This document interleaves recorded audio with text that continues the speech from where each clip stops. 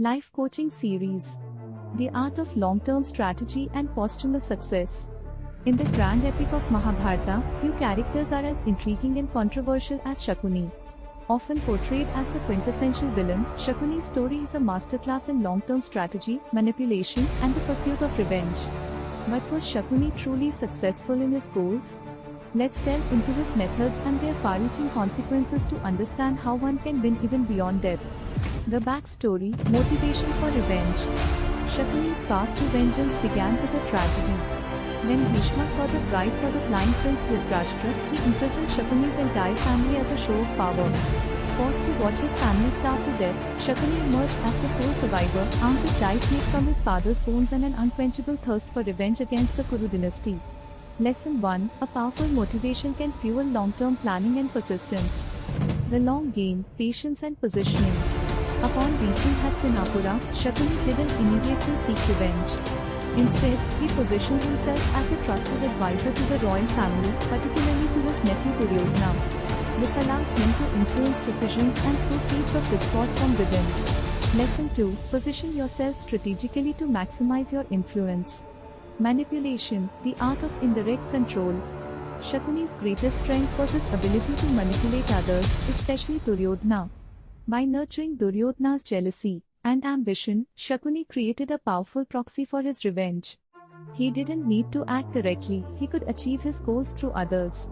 Lesson 3. Indirect influence can be more powerful and less risky than direct action. Lesson 3. Indirect influence can be more powerful and less risky than direct action. The dice game, turning point. The infamous dice game was Shakuni's masterpiece. Using his loaded dice, he stripped the Pandavas of their kingdom, wealth, and dignity, forcing them into exile. This single event set the stage for the eventual war. Lesson 4. Identify and explore critical moments that can trigger a cascade of desired outcomes. Fomenting conflict, the path to destruction. Shakuni consistently advocated for aggressive action against the Pandavas, preventing any chance of reconciliation. His goal was not just to harm the Pandavas, but to bring down the entire Kuru dynasty. Lesson 5. If total destruction is the goal, eliminate all paths to peace and reconciliation. Beyond death, the legacy of hatred. Even after Shakuni's death in the war, the hatred he had cultivated lived on. It led to attempts on the lives of Pandava offspring, including the unborn Parikshit, showing how a well-executed plan can have effects beyond one's lifetime. Lesson 6. True success can be measured by the lasting impact of your actions, even after death. The ultimate victory? At first glance, Shakuni's plan seems to have failed. He died in the war, the Pandavas emerged victorious, and their line continued through Parikshit. However, a closer look reveals a different picture. 1.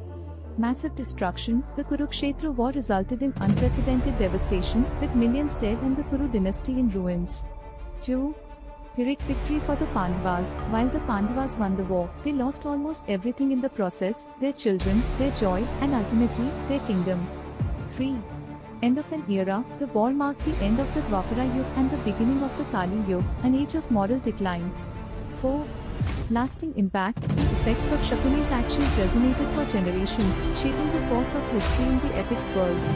Lesson 7. Success can be redefined. Sometimes, forcing your enemy to win at a terrible cost can be the ultimate victory. The ethical dilemma.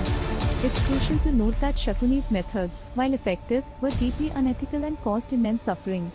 His story serves as a cautionary tale about the destructive power of revenge and manipulation. Lesson 8. Consider the moral implications of your actions and the price of success. Applying Shakuni's strategies ethically. While we can't endorse Shakuni's destructive methods, we can extract valuable lessons about strategy and apply them ethically. 1. Long-term vision. Have a clear, long-term goal and be patient in working towards it.